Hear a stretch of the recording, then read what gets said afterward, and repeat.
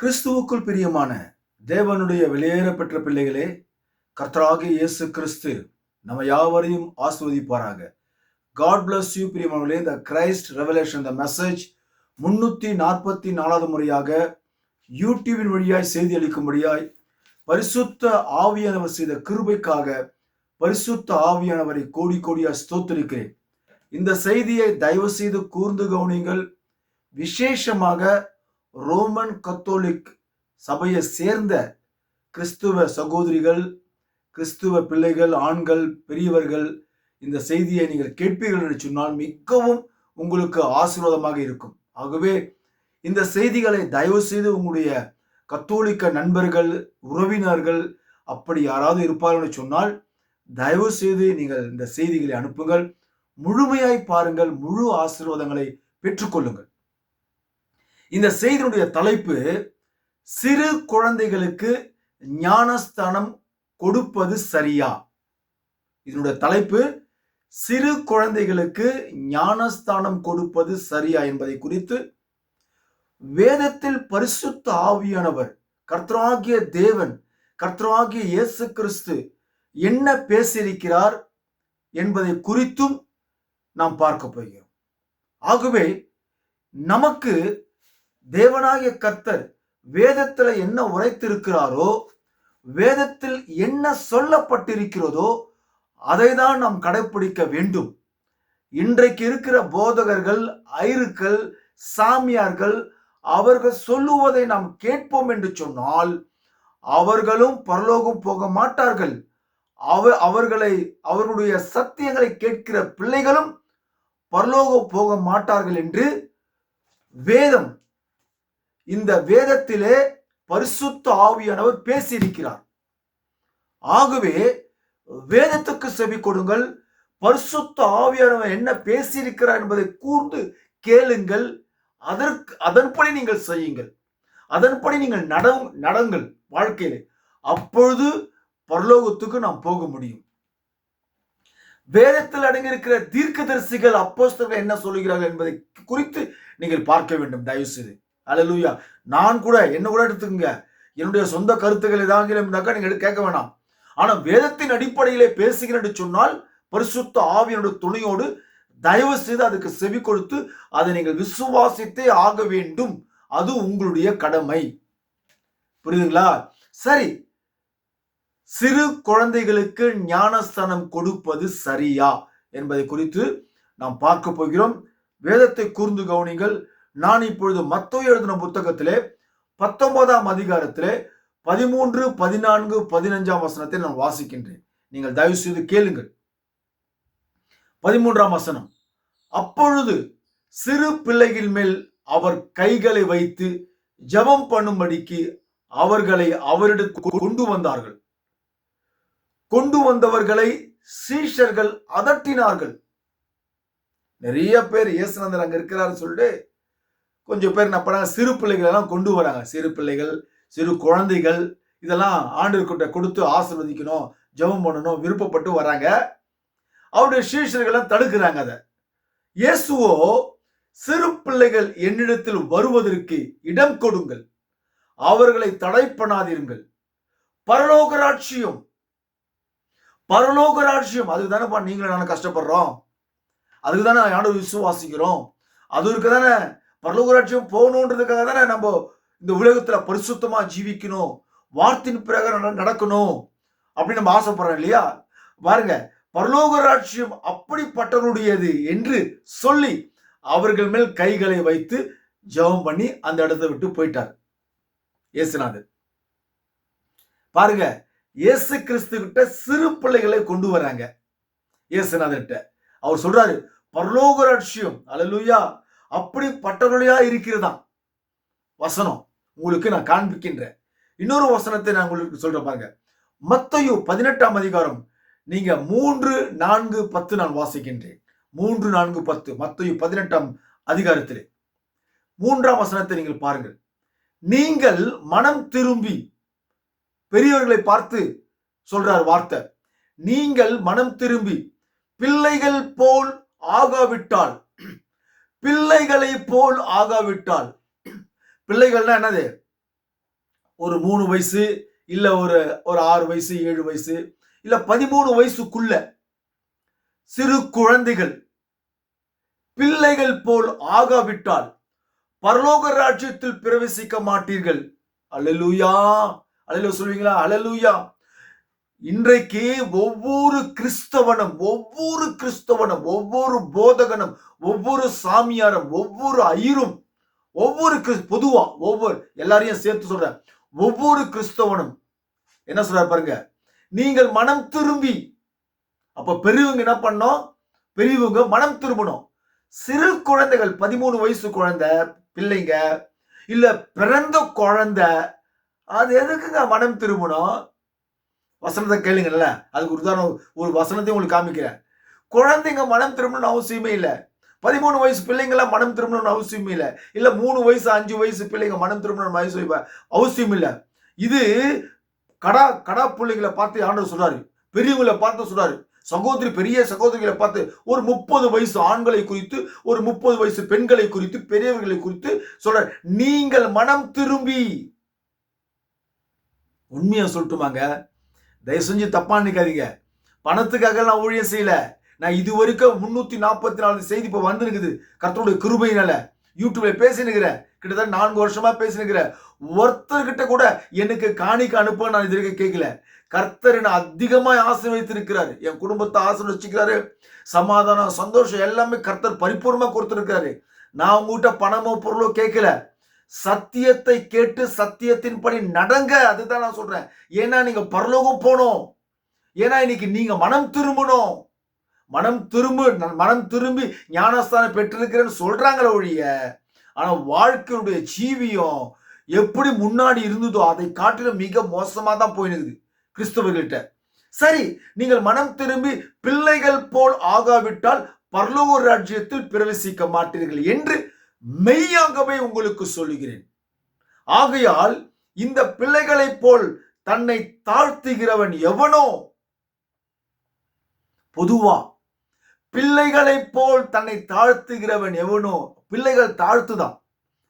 பிள்ளைகள் என்ன தாழ்த்துது? சின்ன பிள்ளைகளை பாருங்களேன், விளையாடும் போதெல்லாம், ஒரு 10 வயசு பசங்களை விளையாடும் போதெல்லாம் உடனே இவன் அந்த பையன் போய் ஒரு பாலை போய் பிடிக்குவான், எனக்கு கூட சொல்லி பிடிக்குவான். உடனே அந்த பையன் இன்னொரு பையன் என்ன பண்றான், கம்முன்னு விட்டு அவங்ககிட்ட போய் சண்டை போட மாட்டான், விட்டு கொடுத்துருவான். இந்த பிள்ளைங்களுக்கு அதெல்லாம் தெரியாது. இந்த கசப்பு, இந்த என்ன சொல்றது, வெனம் பிடிச்சது, இதெல்லாம் போறாம பொச்சடிப்பு, இதெல்லாம் சின்ன பசங்களாம் தெரியாது. அதெல்லாம் விட்டு கொடுத்துருவாங்க. குழந்தைங்களா எப்படா எப்படா அப்படின்னு சொல்லுவாங்க குழந்தைங்க அழகா. நம்மளுக்கு சிலதெல்லாம் பார்க்கறது ரசிக்க ஆசையா இருக்கும். அப்ப சின்ன பிள்ளைங்க என்ன பண்ணாக்கா, தன்னை தாழ்த்தி அதுங்களுக்கு தெரியாம எல்லாமே விட்டு கொடுத்து போதுங்க குழந்தைங்களா.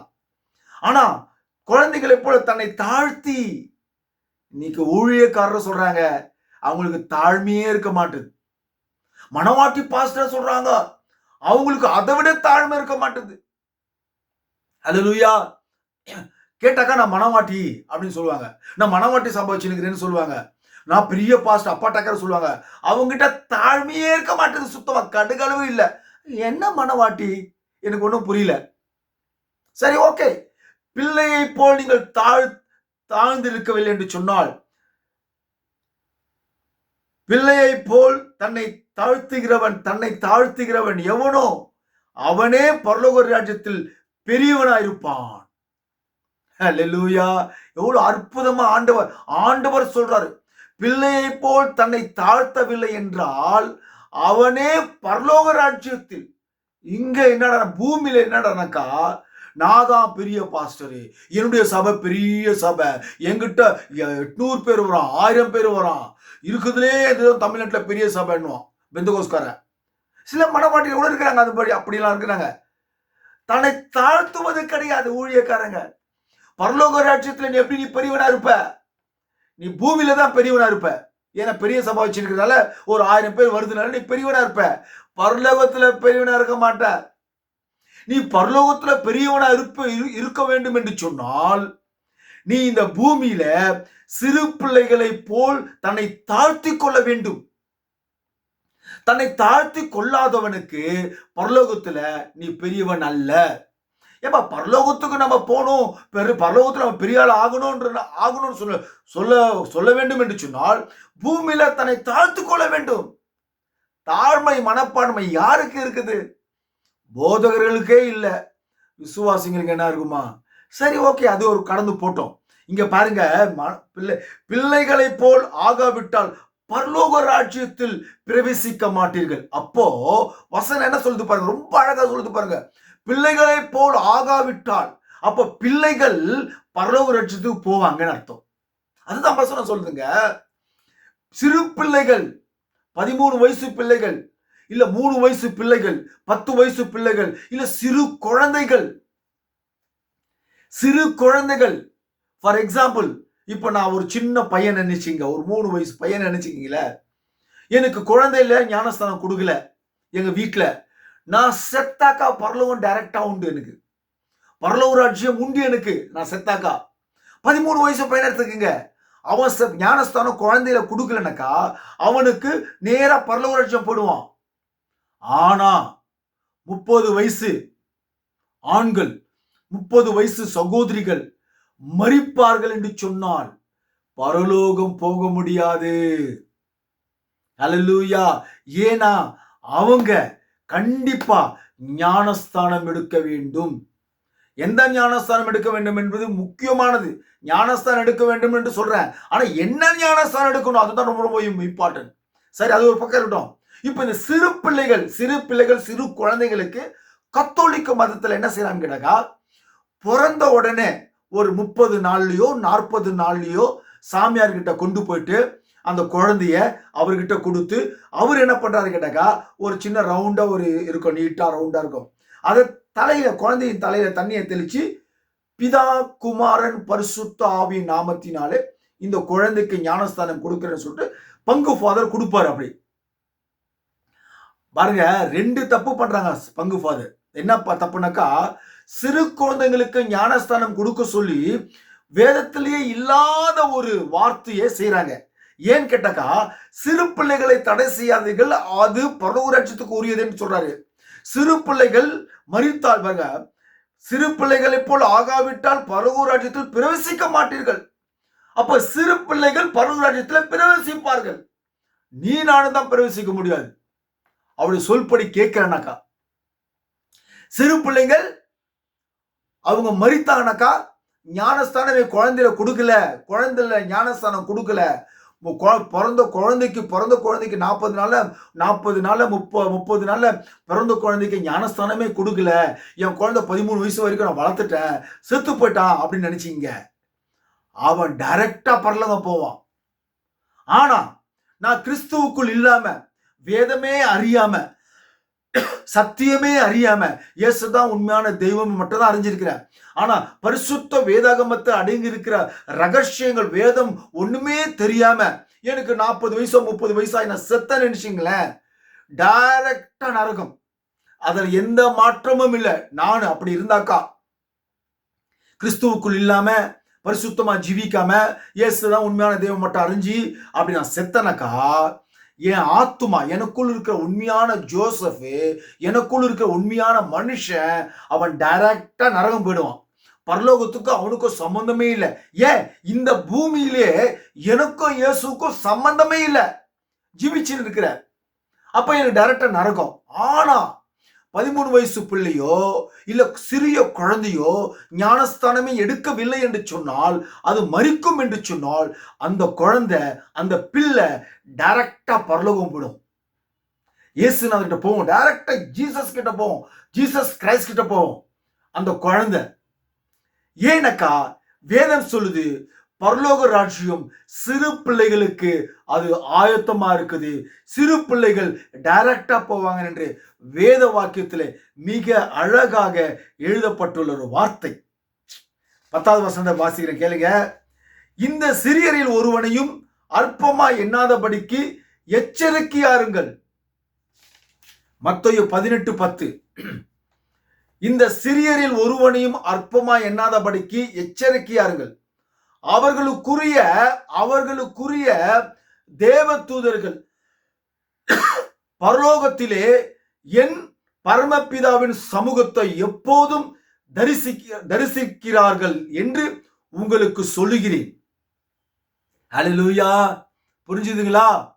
சிறு பிள்ளைகளை அற்பமா எண்ணாதபடிக்கு எச்சரிக்கையாருங்கள். சிறு பிள்ளைகளை மட்டும் அற்பமா எண்ணக்கூடாது.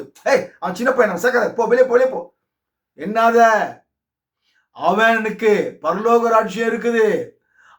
அவர்களுக்குரிய தேவ தூதர்கள் பரலோகத்துல என் பரமபிதாவின் சமூகத்தை எப்போதும் தரிசிக்கிறார்களே என்று உங்களுக்கு சொல்லுகிறேன். ஆக சிறு குழந்தைகள், சிறு பிள்ளைகள் ஞானஸ்தானம் பெற வேண்டும் என்று அவசியமே இல்லை. பிறந்த குழந்தைக்கு 40 நாள் கழிச்சோ 30 நாள் கழிச்சோ கத்தோலிக்க மதத்தில் இருக்கிற கிறிஸ்தவர்கள் சாமியார் கிட்ட போயிட்டு சிறு குழந்தையிலையும் ஞானஸ்தானம் கொடுக்குறாங்க. அது அவசியம் இல்லை. அப்படி கொடுக்கணும்னு வேதம் சொல்லல. அவர்கள் சிறு பிள்ளைகள், கர்த்தருடையவர்கள், அவர்கள் பரலோகராஜ்யத்துக்குரியவர்கள். வேத வாக்கியம் சொல்லுது. ஏசாயாவில் பாத்தீங்கன்னாக்கா, எரோமியால பாத்தீங்கன்னாக்கா, தாயின் வயிற்றில்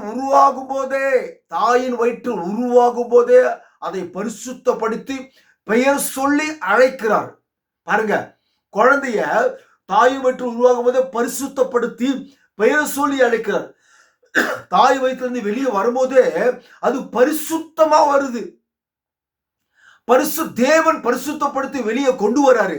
அந்த குழந்தைக்கு எதுக்குங்க ஞானஸ்தானம் தரீங்க? கத்தோலிக்க மதத்தில் இருக்கிற கிறிஸ்துவ சகோதரியே, கிறிஸ்துவ சகோதரனே, வெளியேற பெற்ற நண்பர்களே, தேவனுடைய பிள்ளைகளே, அந்த குழந்தை தேவன் கர்ப்பத்திலேயே பரிசுத்தப்படுத்தி, கர்ப்பத்திலேயே ஆசீர்வதித்து, கர்ப்பத்திலிருந்து பெயர் சொல்லி அழைக்கிற அந்த குழந்தைக்கு சாமியார் கிட்ட போட்டு எதுக்கு ஞானஸ்தானம் கொடுக்குறீங்க? ஒன்னே ஒன்னு சொல்றேன், கத்தோலிக்க பிள்ளைகளே, நானும் ஒரு கத்தோலிக்கன் தான். நான் ஏற்கனவே வீடியோல நான் காண்பித்திருக்கிறேன் உங்களிடத்துல. இந்த செய்திக்காக நான் மீண்டும் உங்களிடத்துல காண்பிக்க வேண்டும் என்று நான் ஆசைப்படுகிறேன். உங்களிடத்துல நான் காண்பிக்கின்றேன். நீங்கள் பாருங்க. ஸ்தோத்திரம். இந்த பாருங்க, இதுல நடுவுல இதுதான் நானு காண்பிக்கிறேன். பாருங்க, இதுதான் நானு கத்தோலிக்கன். ஞானஸ்தானம் குழந்தையில எனக்கு கொடுத்தாங்க. உறுதி பூசுதல்னு சொல்லுவாங்க கத்தோலிக்க மதத்துல. நான் ஏற்கனவே காண்பிச்சிருக்கேன், மறுபடியும் சொல்றேன். இது பூசு உடப்புன்னு சொல்லுவாங்க. இது 9 வயசு எனக்கு. இது 9 வயசு இருக்கும்போது சென்னையில பரங்கி மலையில புனித தோமையார் மலை மேல, அங்குள்ள சர்ச்சு, இயேசுவின் சீடன் தோமையார் அங்கே வந்தார். மலை மேல, பரங்கி மலை மேல, சென்னையில வந்தார். பரங்கி மலை மேல புனித தோமையார் அங்குதான் மரித்தார். அந்த சர்ச்சில தான் நான் 9 வயசு இருக்கும்போது இந்த மாதிரி ஒரு பூசு உடுப்பு, இது பேர் பூசு உடுப்புன்னு போடுவாங்க சொல்லுவாங்க. இந்த மாதிரி ஒரு பூசு உடுப்பு போட்டு நான் அங்க சர்ச்சில் இருந்தேன். சர்ச்சில் இருக்கிற வர ஜனங்களுக்கு தூபம் காட்டுவேன். அப்படி ஒரு சின்ன வயசுல அப்படிலாம் இருந்தேன். அது ஒரு காலம். அப்போ நான் சின்ன வயசுல எனக்கு பிதா குமாரன் பரிசுத்தாவின் நாமத்தில் சின்ன வயசுல ஞானஸ்தானம் கொடுத்தாங்க. அப்ப எனக்கு ஒண்ணுமே தெரியாது, குழந்தை. அந்த குழந்தைய நான் செத்து போயிருந்தாக்கா டைரக்டா இயேசுவை போய் தரிசிச்சு பார்ப்பேன், பரலோகம் உண்டு.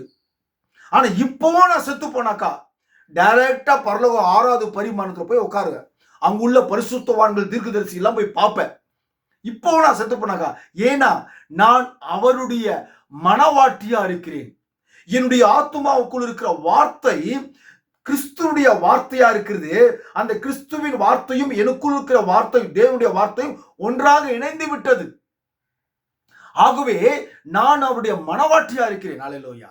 இப்போ நான் செத்தவோட பரலோகம் போடு, அதுல எந்த ஒரு மாற்றமும் இல்லை. என்னுடைய முழு விசுவாசம் எனக்குள்ள இருக்கிறது. அல்லேலூயா. சரி, அது ஒரு பக்கம் இருக்கட்டும். ஆக இந்த கத்தோலிக்க மதத்துல போய் இப்படிலாம் ஞானஸ்தானம் கொடுத்தாங்க. நான் கத்தோலிக்கலா இருக்கிறேன், எனக்கு தெரியும். நம்பர் 1, அப்படி ஒரு ஞானஸ்தானம் எடுக்க வேண்டும் என்று பரிசுத்த வேதாகமத்துல எங்குமே இல்லை. ஆனா நம்ம அதை செய்யறோம். அது நான் ஒன்னே ஒன்று சொல்ல பாருங்க, நிறைய முறை பேசுகிறேன். பரிசுத்த வேதாகமத்தில் இருக்கிற வார்த்தைகளுக்கு விரோதமாக சபையிலே செய்வார்கள் என்று சொன்னால் அது அந்தி கிறிஸ்துவின் செயலாய் இருக்கிறது, சாத்தானுடைய செயலாய் இருக்கிறது, ஒளியின் தூதனுடைய செயலாய் இருக்கிறது. அல்லேலூயா. நல்லா புரிஞ்சுக்கணும். ஆக நம்பர் 1, ஞானஸ்தானம் கொடுக்கிறது தப்பு, அது சத்தியத்துக்கு மாறா இருக்கிறது. நம்பர் 2, பிதா குமாரன் பரிசுத்த ஆவி சொல்லக்கூடிய அந்த உபதேசம் தேவனுடைய வார்த்தைக்கு மீறி இருக்கிறது. நல்லா புரிஞ்சுங்க. பிதா, குமாரன், பரிசுத்தாவி இது ஒரு பட்டப்பெயர். பிதா என்பது அப்பா, குமாரன் என்பது மகன், பரிசுத்தாவி என்பது கிறிஸ்து. இது ஒரு பட்டப்பெயரை ஒழிய அது ஒரு நாமம் அல்ல. பிதா என்பது ஒரு பெயர் அல்ல, குமாரன் என்பது ஒரு பெயர் அல்ல. ஆனா பிதா, குமாரன், பரிசுத்தாவி இயேசு கிறிஸ்து சொன்னாருங்க. 28ஆம் அதிகாரம் 19 வசனத்துல சொல்லப்படுதுங்க. அப்படின்னு சொல்லுவாங்க. இயேசு கிறிஸ்து அநேக உவமைகளாக மறைப்பொருளாக அவர் வார்த்தைகளை பேசியிருக்கிறார். அது யார்கிட்ட சொன்னாரு? சீடர்கிட்ட சொன்னாரு. ஆனா வேதத்துல அப்படிப்பட்ட ஒரு ஞானஸ்தானம், பிதா, குமாரன், பரிசுத்தாவி சொல்லக்கூடிய ஒரு ஞானஸ்தானம் வேதத்துல எந்த சீடர்களும் கொடுக்கல, எந்த ஒரு அப்போஸ்தலர்களும் கொடுக்கல. நல்லா புரிஞ்சுக்குங்க தயவு செஞ்சு கிறிஸ்துவ நண்பர்களே. ஆனால் இரண்டாவது தப்பு பாருங்க, பிதா, குமாரன், பரிசுத்தாவின்னு சாமியார் கொடுக்குறாங்க குழந்தைக்கு ஞானஸ்தானம் கொடுக்கிறது தப்பு. ரெண்டாவது பிதா, குமாரன் சொல்லுவது தப்பு. இது ரெண்டுமே சத்தியத்துக்கு விரோதமாய் செயல்படுகிறது.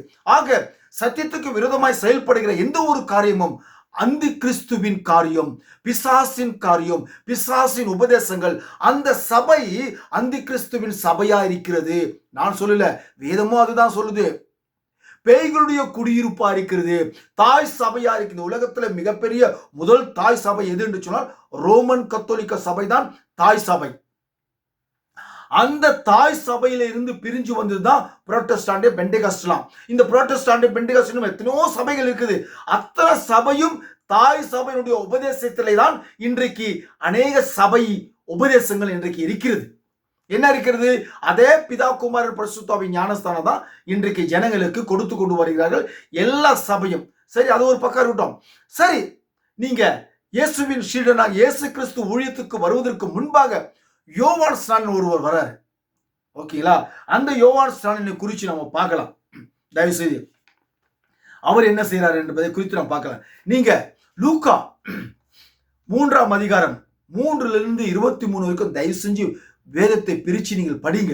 லூக்கா. ஆக நம்பர் 1, நீங்க குழந்தை ஞானஸ்தானம் கொடுக்க கூடாது, குழந்தை ஞானஸ்தானம் எடுக்கக்கூடாது. அது மிகப்பெரிய தப்பு. 2வது, குழந்தையில பிதா, குமாரன், பரிசுத்தாவின்னு சொல்லக்கூடிய அந்த நாமத்துல ஞானஸ்தானம் எங்கேயுமே கொடு என்று சொல்லல.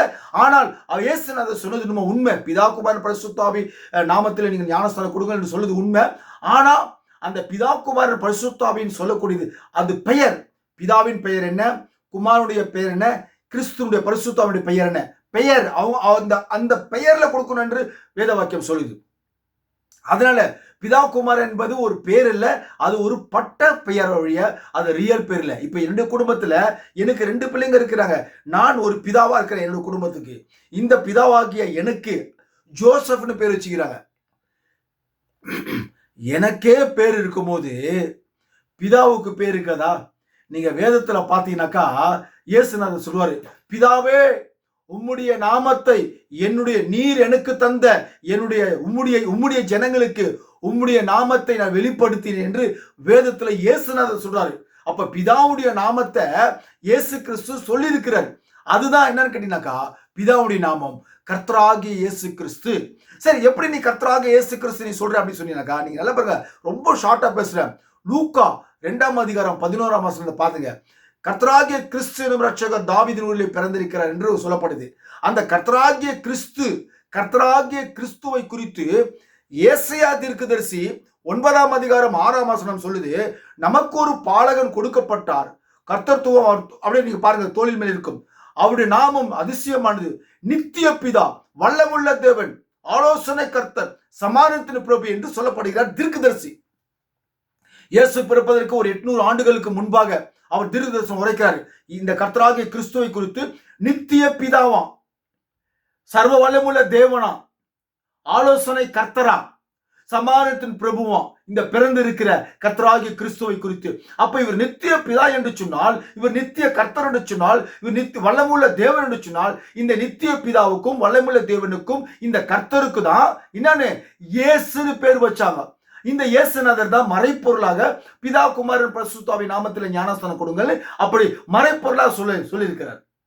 இதை சீடர்கள் அறிந்து என்ன செய்யறாங்க மட்டும் நீங்க பாருங்க, அப்புறம் உங்களுக்கு காமிக்கிறேன். இப்ப பாருங்க யோவான் ஸ்நானனை குறித்து நீங்க பாருங்க. யோவான் ஸ்நானன் அவன் கர்த்தருக்கு வழியை ஆயத்தப்படுத்துங்கள் என்று பிரசங்கம் ஸ்டார்ட் பண்றாரு. யோவான் ஸ்நானன் தன்னுடைய வாழ்க்கையிலே நிறைய பேர் கூடி வந்துட்டாங்க யோவான் ஸ்நானனுடைய செய்தியை கேட்கறதுக்கு. குழந்தைங்க வரல, 13 வயசு பிள்ளைங்க வரல, சிறு பிள்ளைகள் வரல, எல்லா கடா குட்டிங்க வந்துச்சுங்க, கடா பூனைங்க வந்துச்சுங்க, பெரிய பெரிய கடா பூனைங்களாம் வந்துச்சுங்க, வேதத்தை அறிஞ்சு யெகோவா தேவனை ஆராதிக்கிற கடா பூனைங்களாம் வந்துதாங்க, பெரிய பெரிய ஆளுங்களாம் வந்தாங்க.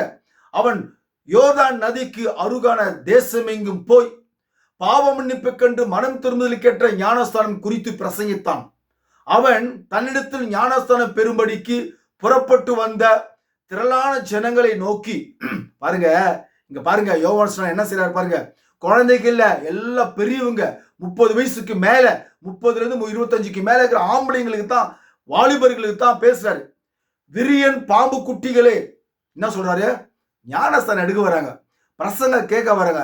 அவங்க கிட்ட போயிட்டு எப்படி பேசுறாரு பாருங்க யோவான், விரியன் பாம்பு குட்டிகளே, வரும் கோபத்துக்கு தப்பித்துக் கொள்ள உங்களுக்கு வகை காட்டினவன் யார்? யார் அது? சாத்தான்.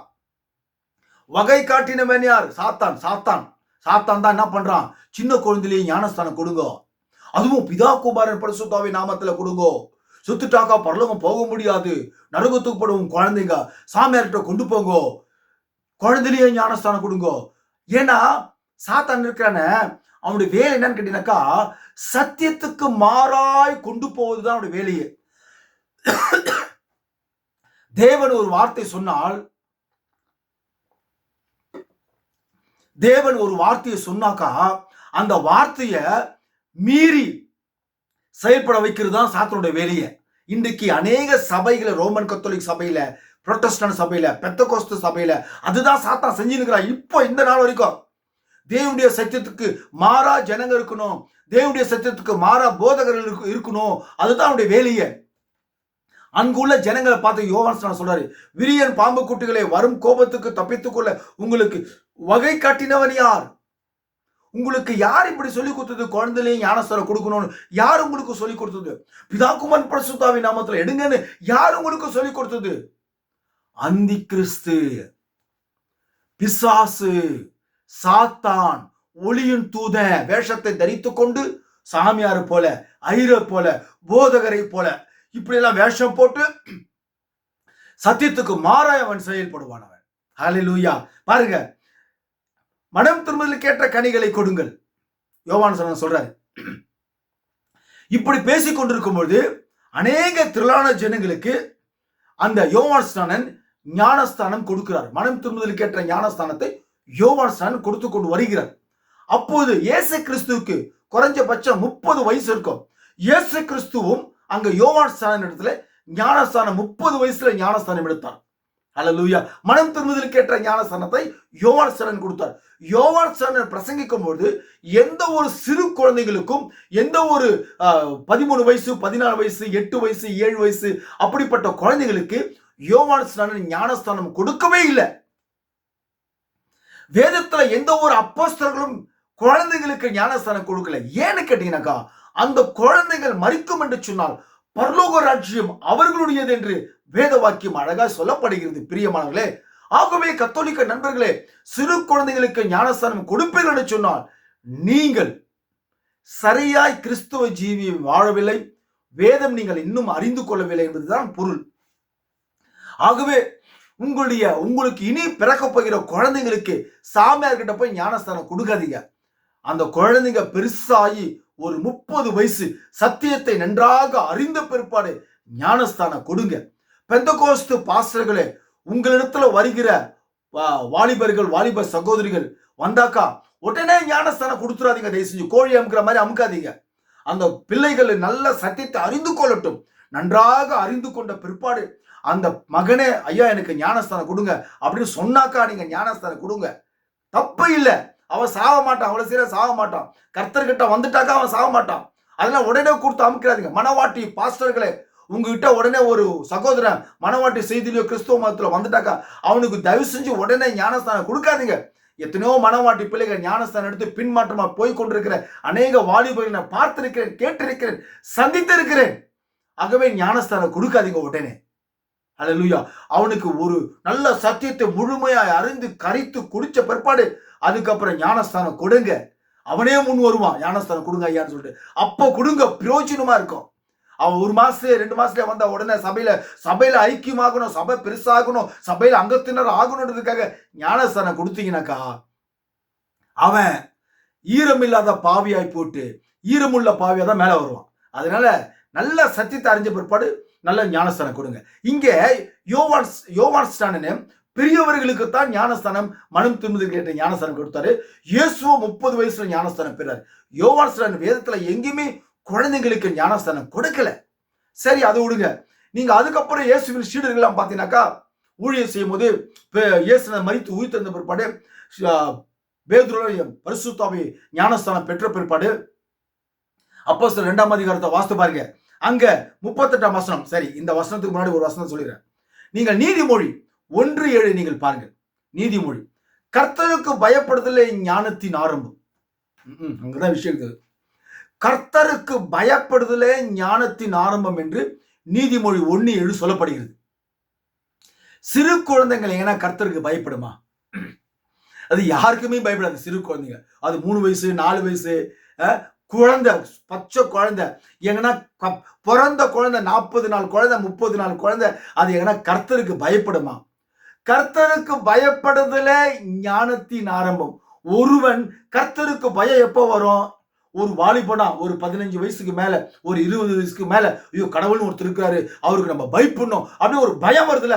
கடவுள் மேல ஒரு பயம் வருதுல, இறைவன் மேல ஒரு பயம் வருதுல, தேவன் மேல இயேசு கிறிஸ்து மேல ஒரு பயம் வருதுல. எப்போ அவனுக்கு இயேசு கிறிஸ்து மேல ஒரு பயம் வருதோ அப்பவே அவனுக்கு ஞானம் வந்துருச்சு. வேதம் அதுதான் சொல்லுது. கர்த்தருக்கு பயப்படுதலை ஞானத்தின் ஆரம்பம். தேவனுடைய வார்த்தைக்கு எப்போ பயந்து நடக்கிறானோ அவனுக்கு ஞானம் வந்து விட்டது. ஞானம் வந்த பிற்பாடு அவனுக்கு ஸ்நானம் கொடுங்க. பயமே வரலனாக்கா அவனுக்கு ஞானமே வரல. அப்ப ஞானமே இல்லாத ஒருத்தனுக்கு ஸ்நானம் கொடுத்தா என்ன பிரச்சனை? ஆகவே வேதம் சொல்லுது, கர்த்தருக்கு பயப்படுதலை ஞானத்தின் ஆரம்பம். அப்ப சிறு பிள்ளைகள் அது கர்த்தருக்கெல்லாம் பயப்படாது. அதெல்லாம் தெரியாது. பிறந்த குழந்தைக்கும் தெரியாது. அதனால புரிந்து கொள்ளுங்கள். சிறு குழந்தைகளுக்கு, 13 வயசு பையனுக்கு, 10 வயசு குழந்தைகளுக்கு ஞானஸ்தானம் தயவு செஞ்சு கொடுக்காதீங்க. அப்படி வேதத்துல இல்ல. அது மிகப்பெரிய ஒரு தவறான ஒரு உபதேசம். நீங்க தாய்மார்கள் எல்லாம் குற்றவாளியா மாறிடுவீங்க. அப்பா அம்மாலாம் குற்றவாளியா மாறிடுவீங்க. அது போதகர் அதுக்கு மேல குற்றவாளி. போதகர் அதுக்கு மேல குற்றவாளி. அது அந்த சபையை நடத்துறது யாருன்னு கேட்டாக்கா அந்தி கிறிஸ்து சபையை நடத்தி கொண்டு வருகிறார். கத்தோலிக்க ரோமரால் ஏற்பட்ட அந்த கத்தோலிக்க மதத்தை, அந்த ரோமன் கத்தோலிக் அந்த வெளிநாட்டுல முதல் பிகினிங்ல ஏற்படும் போது அது அந்தி கிறிஸ்து அந்த சபையை ஏற்படுத்தினான். சரித்திரம் சொல்லுகிறது. சரி, இன்னொரு வசனத்தை வாசிக்கிறேன், நீங்க பாருங்க. அப்போஸ்தலர் 2:38 பாருங்க. இயேசுடைய சீடர்கள் அவர்கள் ஊழியம் செய்யும் பொழுது சிறு குழந்தைங்களுக்கு எங்கேயுமே அவங்க ஞானஸ்தானம் கொடுத்தாங்கன்னு சொல்லிட்டு வேதத்துல எங்கேயுமே இல்லை. பேதுருக்கு திறவுக்குள் பெற்றுக்கொண்ட பேதுரு, பிதாவுடைய வெளிப்பாடு கிடைத்த பேதுரு, இயேசு கிறிஸ்து ஊழியத்தை முதல் பேசிக்ல அப்போஸ்தலர் 2:38 அப்போஸ்தலர் 2ஆம் அதிகாரத்துல அப்படியே வாசித்து வரும்போது அங்குள்ள யூதர்களுக்கு பிரசங்கம் பண்றாரு. என்னங்க பிரசங்கம் பண்ணிருப்பாரு? ஒரு 15 நிமிஷம் பேசியிருப்பாரா? இல்ல ஒரு 10 நிமிஷம் பிரசங்கம் பேசியிருப்பாரா? 3000 பேருக்கு ஞானஸ்தானம் கொடுத்திருக்கிறாரு. அதுவும் என்ன சொல்லியிருக்காரு பாருங்க. பேதுரு அவர்களை நோக்கி நீங்கள் மனம் திரும்பி பாருங்க. யோவான் ஸ்நானன் அதான் சொன்னாரு, மனம் திரும்புங்க. மனம் திரும்புதல் கேட்ட ஞானஸ்தானம் கொடுத்தார். இப்போ இங்க மனம் திரும்பி முதல்ல ஒருத்த மனம் திரும்பணும். மனம் திரும்பாம ஞானஸ்தானம் கொடுத்தீங்கன்னா செல்லுபடி ஆகுது. அதை முதல்ல புரிஞ்சுக்கணும். மனம் திரும்பி ஒவ்வொருவரும் பாவ மன்னிப்புக்கென்று இயேசு கிறிஸ்துவின் நாமத்தில் ஞானஸ்தானம் பெற்றுக் கொள்ளுங்கள். அப்பொழுது நீங்கள் பரிசுத்த ஆவியின் வரத்தை பெறுவீர்கள். பாத்தீங்களா? சிறு குழந்தைகள் கொடுக்கல பேதுரு, இயேசுடைய சீடன். பெரியவங்களுக்கு கொடுத்தாரு. எப்படி கொடுத்தாரு? பிதா குமாரன் பரிசுத்த ஆவியின் நாமத்தை சொன்னாரா? இல்ல. இயேசு சொன்னாரு பேதுருட்ட பிதா குமாரன் பரிசுத்த ஆவியின் நாமத்துல. ஆனா அதோட பேர் என்ன கேட்டாக்கா கர்த்தராகிய இயேசு கிறிஸ்து என்று சீடர்கள் அறிந்து இயேசு கிறிஸ்து நாமத்தினாலும் கர்த்தராகிய இயேசு கிறிஸ்து நாமத்தினாலும் கொடுத்தார்கள் என்று வேத வாக்கியம் சொல்லுது. அதுவும் சிறு குழந்தைங்களுக்கு கொடுக்கல, பெரியவர்களுக்கு. கிட்டத்தட்ட ஒரு 30 வயசு 25 வயசுக்கு மேல இருக்கிற அங்கெல்லாம் 35 40 50 வயசு ஆளுங்களுக்கு அங்க பேதுரு கொடுக்கிறாரு. பாவ மன்னிப்புக்கென்று இயேசு கிறிஸ்து நாமத்தில் ஞானஸ்தானம் கொடுக்கிறாரு. அங்க பாருங்க 40ஆம் வசனம் வாசிக்கிறேன். இன்னும் அநேக வார்த்தைகளாலே சாட்சி கூறி மாறுபாடுள்ள இந்த சந்ததியை விட்டு விலகி உங்களை ரட்சித்துக் கொள்ளுங்கள். மாறுபாடுள்ள உங்களுடைய சபையை விட்டு விலகி உங்களை ரட்சித்துக் கொள்ளுங்கள். ஐயோ, நான் செத்தாக்கா கல்லறை கிடைக்கும், நான் செத்தாக்கா கல்யாண மண்டபம் கிடைக்காது, இதெல்லாம் பார்க்காதீங்க. ஆதாமுக்கும் ஏவாளுக்கும் எந்த ஒரு மண்டபத்திலையும் திருமணம் நடக்கல. ஹல்லேலூயா. அவங்களாம் மரிச்சாங்கன்னா எங்கன்னா போய் எங்க பூமியில போய் சாதாரணமா படைச்சிருப்பாங்க. இப்ப நான்லாம் செத்தா எனக்கு கலரே இல்லை, நோ ப்ராப்ளம், எனக்கு கலரே வேணாம். எங்க எங்க சுடுகாடுல போதிக்கிறியோ, எங்க போதிக்கிறியோ, எங்கனா போதிங்க, நான் செத்தா என் ஆத்துமா எனக்கு கொடுக்குற ஜோசப் பரலோகம் போடுவான். அவ்வளவுதான், தட்ஸ் ஆல். என்ன எங்க வேணாலும் போதிங்க, என்ன வேணாலும் பண்ணுங்க, எனக்கு அதெல்லாம் கவலை இல்லை. புரிஞ்சுதுங்களா? அது போலதான் நமக்கு கல்லறை தேவையில்லை.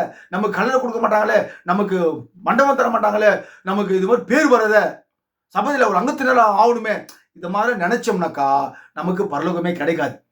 மாறுபாடுள்ள அந்த சபையை விட்டு வெளியே வா, கத்தோலிக்க மதத்தை விட்டு வெளியே வா.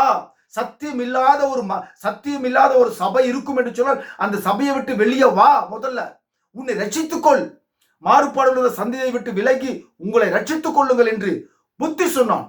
அவனுடைய வார்த்தையை சந்தோஷமா ஏற்றுக்கொண்டவர்கள், ஹல்லேலூயா, அவனுடைய வார்த்தையை சந்தோஷமா ஏற்றுக்கொண்டார்களாம்.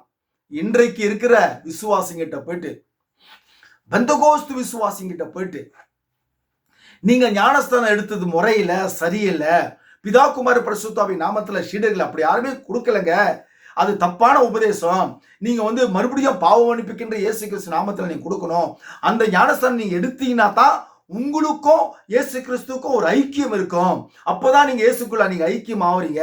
அந்த பாவ மன்னிப்புக்கின்ற இயேசு கிறிஸ்து நாமத்தினால் நீங்க ஞானஸ்தானம் எடுக்கலனாக்கா உங்களுக்கும் இயேசுக்கும் ஐக்கியம் இல்லை, நீங்க 2 பேரும் மிகப்பெரிய பிளவு ஒன்று இருக்குது அப்படின்னு உபதேசம் பண்ணாக்கா, சகோதரனோ சகோதரியோ அவங்க சொல்றாங்க, நீ தான் பேசுறியா, எனக்கும் இயேசுக்கும் ஐக்கியமே இல்லைன்ற உனக்கு தெரியுமா? உனக்கு இயேசுநாதர் காதுல பேசுவார்.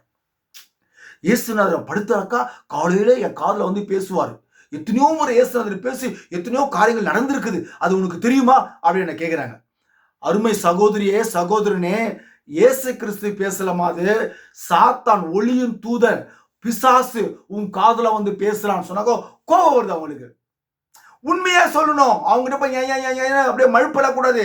இதுதாங்க உண்மை, இதுதாங்க சத்தியம், நீ என்னை திட்டினா கூட பரவாயில்லைங்க, சத்தியத்தை சத்தியமா சொல்ல, அவன் கேட்டாலும் சரி கேட்கவில்லை என்ற சொல்ல வேண்டியதை போய் சொல்லிடு, வேதம் சொல்லுது, அதனால சொல்லிடணும். அவன் எனக்கு சொல்றான், இல்ல எனக்கும் இயேசுக்கும் ஐக்கியம் இல்லைன்ற இயேசுநாதர் என்கிட்ட பேசுறாரு தெரியுமா? எங்க நல்லா புரிஞ்சுங்க, சத்தியமே தெரியல, வேதத்தையே வாசிக்க மாட்டேன்ற, வேதமும் உனக்கு தெரியாது, வேதத்தையும் வாசிக்க மாட்டேன்ற இயேசுநாதர் உங்கள்கிட்ட பேசுறாரு. சிபிஎம்ல பாஸ்டருங்க இருக்கிறாங்கல்ல, அந்த பாஸ்டருங்க கூட இயேசு கிறிஸ்துவுக்கும் அவங்களுக்கும் எந்த ஒரு கனெக்ஷனுமே இல்லை, சிபிஎம் பாஸ்டர்களுக்கு. ஆனா ஊழியர் செய்யறாங்க, இயேசுநாதரை கூப்பிடுறாங்க, அங்க அற்புதம் நடக்குது, எவ்வளோ அற்புதம் நடக்குது. அதனால அற்புதம் நடக்கிறதுனால இயேசுநாதர் அந்த சபையில் இருக்கிறான்னு அர்த்தமா? அங்கேயும் பிதா குமார் பரிசுத்தாவின் நாமத்துல தான் ஞானஸ்தானம் கொடுத்துருக்காங்க சிபிஎம்மும். அவங்க கிட்ட அந்த பாஸ்டர் போய் உபதேசம் பண்ண அவனும் கேட்க மாட்டான். ஆனால் தேவனால் முன்குறிக்கப்பட்ட ஒரு பாஸ்டர் வித்து இருக்கும் என்று சொன்னால் அவனுக்கு யாராவது போய் சத்தியத்தை சொன்னாக்கா அவன் அந்த சபையை விட்டு வெளியே வந்துருவான். இல்லைன்னா வரவே மாட்டான், ஜென்மத்துக்கும் அவன் ஏற்றுக்கொள்ள மாட்டான். அந்த பாஸ்டர் அவங்க சொல்லுவாங்க, அந்த பாஸ்டர், நாங்களாம் திருமணமாகாம ஆண்டு விட்டு நெருங்கி இருக்கிறோம், எங்ககிட்டயே கர்த்தர் பேச மாட்டேன்றாரு ஐயா. இந்த விசுவாசினாக்கா காதுல பேசுறாருன்றாரு, நேர்ல பேசுறாரு, தரிசனத்துல வர்றாருன்னா சொல்றாங்க ஐயா. எத்தனையோ டெவில் ஸ்டோரி, பேய் கதை சொல்றாங்க இந்த விசுவாசிங்க. நாங்க உண்மையா ஒத்துமமா பரிசுத்தமா இதை ஜீவிக்கிறோம், எங்ககிட்ட அந்த பேச மாட்டேன்றாரு அப்படின்னு கதை பாத்துக்கீங்க. அதுல விசுவாசிங்க நிலைமை பாருங்க. ஆக இந்த விசுவாசிங்க பாருங்க, அன்றைக்கு இருக்கல பேதுரு பேசும்போது அவருடைய வார்த்தையை சந்தோஷமா ஏற்றுக்கொண்டார்களாம். இன்றைக்கு நம்ம வார்த்தையை கொஞ்சம் சொன்னோம்னாக்கா நம்ம மேல கோவப்படுறாங்க விசுவாசிங்க. அது பாஸ்டா இருக்கட்டும், அது ஐயரா இருக்கட்டும், அது சாமியாரா இருக்கட்டும், அது விசுவாசியா இருக்கட்டும், கோவப்படுறாங்க. ஆனா அன்னைக்கு பேதுரு கடிந்து கொண்டு பிரசங்கம் பண்ணாரு. அதுக்குள்ள மக்களை அவங்க சந்தோஷமா ஏற்றுக்கொண்டவர்கள் ஞானஸ்தானம் பெற்றார்கள். அன்றைய தினம் ஏறக்குரிய 3000 பேர் ஞானஸ்தானம் பெற்றாங்க. பாத்தீங்களா? அதுதான் கர்த்தருடைய வித்து. விரியன் பாம்பு குட்டிகளே என்று சொன்னாரு யோவான் ஸ்நானன். என்னடா என்ன போய் விரியன் பாம்பு குட்டின்ற, ஞானஸ்தானம் எடுக்க வந்தாக்கா சரி மனம் திரும்பி ஞானஸ்தானம் எடுக்கலான்னு பார்த்தாக்கா உன்னுடைய உபதேசம் ரொம்ப அருமையா இருக்குது, சரி ஞானஸ்தானம் எடுக்கலாம் வரலான்னு பார்த்தா நீ போய் என்ன மனம் விரியன் பாம்பு குட்டின்ற, என்னடா நினைச்சுக்கிற அப்படின்னு போய் சண்டைலாம் போடல. ஆனா இன்னைக்கு இருக்கிற நம்ம கிட்ட சண்டைக்கு வரோம். அன்றைக்கு இருக்கிற தேவனுடைய பிள்ளைகளை பாருங்க, இன்றைக்கு இருக்கிற தேவனுடைய பிள்ளைகளை பாருங்க. இன்றைக்கு சத்தியத்தை சொன்னா நம்ம உதைக்க வரான், சத்தியத்தை சொன்னா திட்டுறான், பாஸ்டரே திட்டுறான் நம்மளைய. பாஸ்டர் போய் உபதேசம் பண்ண அந்த பாஸ்டரே என்ன திட்டுறான். அல்லேலூயா. ஐயர் என்ன திட்டுறான். அல்லேலூயா. விசுவாசிங்க என்ன திட்டுறாங்க. சத்தியத்தை சொன்னாக்கா. என்னுடைய நண்பர்கள் கூட இருக்குங்களே, அவங்ககிட்ட சொன்னாக்கா சட்ட பண்ண மாட்டேன்றா சத்தியத்தை. இப்படி இருக்குது. சரி, ஓகே. அதனால சிறு பிள்ளைகள் ஞானஸ்தானம் பெறுவது, குழந்தைகள் பெறுவது தவறு. இதை குறித்து வில்லியம் மரியன் பிரென்னாம் சொல்லிட்டு ஒரு தீர்க்கதரிசி உங்ககிட்ட நான் பேசியிருக்கிறேன் பல முறை. நான் அப்படியே லைட்டா இப்ப கொஞ்சமா வாசிட்டு வரேன் அந்த புக்கெல்லாம். அப்ப அவர் என்ன சொல்றாரு கேட்டீங்கன்னாக்கா, வில்லியம் மரியன் தீர்க்கதரிசி, அவர் அமெரிக்காவில் அவர் பெரிய தீர்க்கதரிசி. அவர் தேவன் அவரோட பெரிய அநேக அற்புதங்களை செய்தார். 5 பிணங்களை எழுப்பியிருக்கிறார். அநேக குஷ்டரோகிகளை சுகமாக்கிறார். வியாதிஸ்தர்களை சுகமாக்கிறார். ஏராளமான லட்சக்கணக்கான முடுவர்களை நடக்க வைத்திருக்கிறார். தேவன் அவர் மூலமா பெரிய அற்புதங்களை செய்திருக்கிறார். இன்றைக்கு 1600 மெசேஜ் அவர் பேசியிருக்கார் என்று பல வீடியோல பேசியிருக்காரு. ஆனா இன்றைக்கு இருக்கிற ஸ்தாபன பாஸ்டர்கள் அவரை குறித்து பேசுவதில்லை. ஏன்னு சொன்னாக்கா, அவரு சத்தியத்தை சத்தியமாய் பேசுறதுனால அவரை ஏற்றுக்கொள்வதில்லை. இன்றைக்கு பெந்தகோஸ்து சபையில் இருக்கிற போதகர்கள். அல்லேலூயா. ஆனா அவரை குறித்து தீர்க்கதரிசி, அவரை குறித்து மரித்து போன தினகரன் சொல்றாரு, அவர் அருமையான போதகர்னு சொல்லி ஒரு வீடியோல பார்த்தேன், பல வீடியோல பேசியிருக்கிறேன். அவருடைய செய்தியில நான் ஒரு சில கருத்துக்களை நான் வாசித்திருக்கிறேன். அதை குறித்து உங்களிடத்தில் வாசிக்க ஆசைப்படுகிறேன். இப்போது இந்த பிள்ளைகள் மேல் கைகளை வைக்கும்படி கர்த்தராக இயேசுவின் கரங்களில் ஸ்தானத்தை எடுத்து கொள்ள நானோ அல்லது நமது போதகரோ அல்லது வேற எந்த போதகரோ தகுதி உள்ளவர்கள் அல்ல. அல்லேலூயா. எவ்வளவு அற்புதமா சொல்றாரு பாருங்க. இந்த பிள்ளைகள் மேல் கைகளை வைக்கும்படி கர்த்தராக இயேசுவின் கரங்களின் ஸ்தானத்தை எடுத்துக்கொள்ள நானோ அல்லது வேறொரு போதகரோ தகுதி உள்ளவர்கள் அல்ல. அந்த தீர்க்கதரிசி எப்படி தாழ்த்தி பேசுறாரு பாருங்க. தகுதி உள்ளவர்கள் அல்ல. ஆண்டவர் இன்று காலையில் இங்கு இருப்பாரின் இந்த பெற்றோர் சிறு குழந்தையை கிறிஸ்துவிடமே கொண்டு வந்திருப்பார்கள். ஆனால் இங்கு நாம் அவரை பிரதிநித்துவம் செய்யும் வகையில் இருக்கிறபடியால் அவருடைய பிரதிநித்துவங்களாக இருக்கிறோம். அதாவது மற்றவர் சார்பாக இயேசு கிறிஸ்துவுக்கு சார்பாக, இயேசு கிறிஸ்து இங்க இருக்கிறாரு, அவருக்கு சார்பாக அந்த ஊழியக்காரர் இருக்கிறார் ஸ்தானத்துல. இயேசு கிறிஸ்துவின் ஸ்தானத்துல அந்த ஊழியக்காரர் இருக்கிறார். ஆகவேதான் இந்த குழந்தைங்களை கொண்டு வராங்க, அந்த ஊழியக்காரங்கிட்ட கொண்டு வருகிறார்கள். நாம் அவர்களை கர்த்தருக்கென்று பிரதிஷ்டை செய்கிறோம்.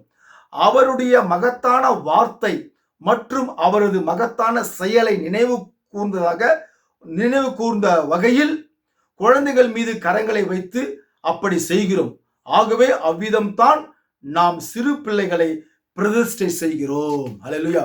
சிறு குழந்தைகளை பிரதிஷ்டை செய்யும்படியாக இயேசுவுக்கு அடுத்த ஸ்தானத்துல ஊழியக்காரர்களை நாம் வைத்திருக்கிறபடினாலே, ஊழியக்காரர்கள் இருக்கிறபடினாலே அந்த ஊழியக்காரங்கிட்ட நம்ம குழந்தைகளை கொண்டு வந்து பிரதிஷ்டை செய்யும்படியாக, அதை ஜெபம் பண்ணி ஆசீர்வதிக்கும்படியாக ஊழியக்காரர்கிட்ட நம்ம கொண்டு வரோம். ஏன்? இயேசு கிறிஸ்துவின் ஸ்தானத்துல அவங்க இருக்கிறபடினாலே. அப்படி செய்யுங்க. ஞானஸ்தானம் கொடுக்காதீங்க, அது மிகப்பெரிய தவறு. சாமியார்கிட்ட போய் ஞானஸ்தானம் கொடுங்க சொல்லாதீங்க, தப்பு. ஜெபம் பண்ணுங்க, ஊழியக்காரட்ட போய் ஜெபம் பண்றதுலாம் தப்பு கிடையாது, அது பிரதிஷ்டை செய்யுது. பாருங்க, அவர் சிறு பிள்ளைகளை குறித்து இங்கு பேசுகிறார். அவர்கள் சிறு பிள்ளைகள், 3 வயது அல்லது 4 வயது அவர்களை கொண்டு வந்தார்கள். சிறு பிள்ளைகள் என்பது பன்மை சொல். சிறு பிள்ளை என்றால் சிறுவன் அல்லது குழந்தை, அல்லது அதற்கு மேல 13 வயதுக்கும் இடையே உள்ள ஒரு பருவம். பாருங்கள், பருவத்தை எட்டவில்லை. அவர் இந்த சிறியரில் ஒருவனை அற்பமாய் எண்ணாதபடிக்கு எச்சரிக்கையாருங்கள் என்றார். சிறு பிள்ளைகளை, அந்த சொல்லுக்கு உண்மையான அர்த்தம் மோசமாக நடத்தாதிருங்கள். சிறு பிள்ளையை நாம் மோசமாக நடத்தக்கூடாது. அவர்கள் சிறு பிள்ளைகள், அவர்களுக்கு ஒன்றும் தெரியாது. பாருங்கள், இப்போது கவனிங்கள். அவர்களுக்குரிய தூதர்கள் பரலோகத்திலே என் பிதாவின் சமூகத்தை எப்போதும் தரிசிக்கிறார்கள் என்றார். பார்த்தீர்களா? வேறு விதமாக கூறினால், அவருடைய தூதர்கள், அவருடைய சரீரங்கள், சிறு பிள்ளைகள், அவருடைய சரீரங்கள், அவர்கள் மரித்தால் அவர்கள் செல்லவிருக்கும் அந்த தூதனை போன்ற சரீரங்கள் பரலோகத்தில் என் பிதாவின் சமூகத்தில் எப்போதும் இருக்கின்றன. பாருங்கள், பார்த்தீங்களா?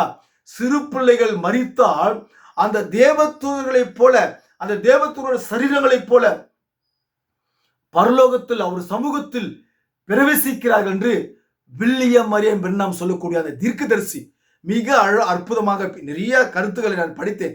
சுருக்கமாக உங்களிடத்தில் பேசுகிறேன். அப்படியாக அவர் சொல்றார், சிறு பிள்ளைகள் என்ன மரித்தாலும் தேவதூதர்கள் இருக்கக்கூடிய சரீரங்களை அவங்க பெற்றுக்கொண்டு அந்த குழந்தைகள் பரலோக ராஜ்யத்திலே அவருடைய சமூகத்தில் இருப்பார்கள் என்று அவர் சொல்லியிருக்கிறார்.